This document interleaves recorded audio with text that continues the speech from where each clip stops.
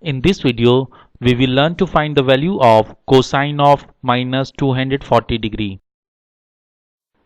As we know, the trigonometry identity cosine of minus x is equal to cosine of x.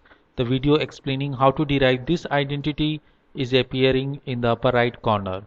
Also, the URL address of the video has been mentioned in the description section. Let us apply the above identity for cosine of minus 240 degree. Here x is 240 degree. So cosine of minus 240 degree is equal to cosine of 240 degree.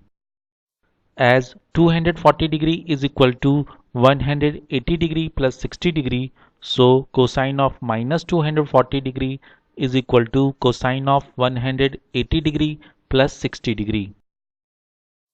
As we know, the trigonometry identity cosine of 180 degree plus x is equal to minus cosine of x. The video explaining how to derive this identity is appearing in the upper right corner.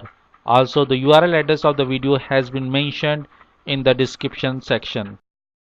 Let us apply the above identity for cosine of 180 degree plus 60 degree. Here x is 60 degree. So cosine of minus 240 degree is equal to minus cosine of 60 degree. We know the value of cosine of 60 degree is equal to half.